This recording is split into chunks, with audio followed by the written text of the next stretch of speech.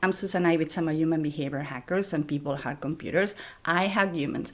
Did you know as human beings, we develop our own language with our hands? Yes, what I'm talking about is called gestures, and we have two kind of gestures.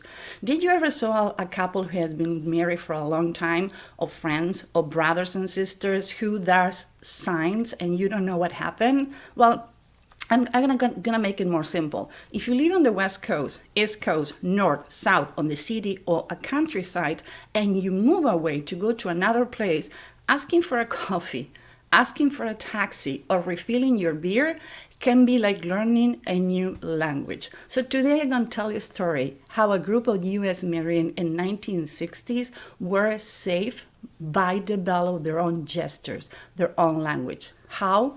They used two fingers.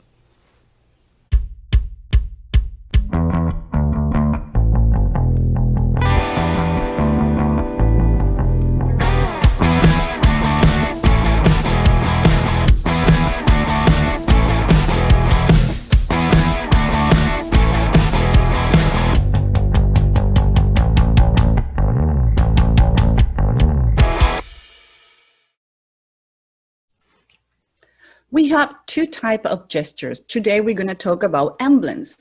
There are specific gestures with a specific meaning that are consciously used and consciously understood. They are used as a substitute for words and they're close to sign languages. It's like when your friend says, how everything? Okay, how was the date? Not good. Well, those are emblems. Now I'm going to tell you a story how emblems and body language saved the life of 82 Marines on the 60s.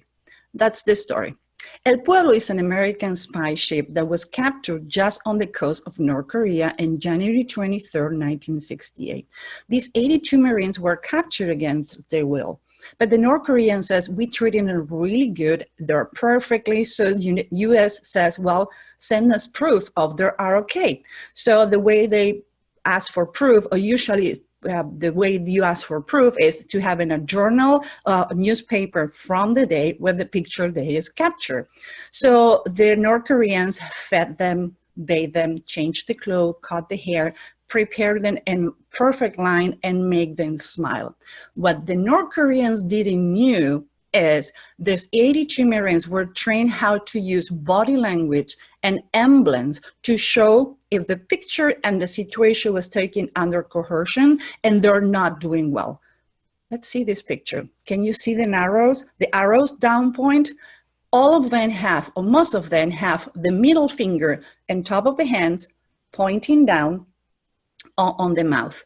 The North Koreans didn't knew this. So these emblems, or usually emblems, are understood between the people who generate them and the people who have the knowledge of the meaning. The same way between friends or relationship or couples, they blink the eye, they know how to communicate, they have their own language. Well, that's what happened here. But this has not only happened on the 60s, still happening.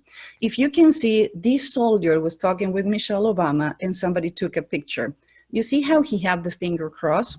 That is an emblem showing that he wasn't agreeing with the situation or the conversation or be part of the picture. For the ones who knew this, or the one who understood what that meant, this was, I'm not happy here. I don't want to be here. The only one. This picture was around all the media and all the internet. This soldier is smiling, is relaxed posture, is shaking hands with the right. But if you can see what he's doing with the left, he is twisting the fingers again, emblems. Another one.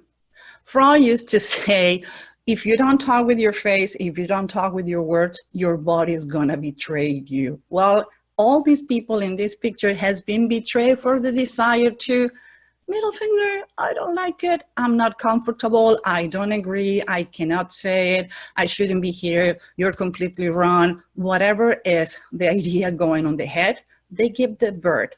Now we know, if you go and Google the bird, you're gonna see all the pictures, all the politician, actors, whatever, doing the bird when they don't agree or they don't like something.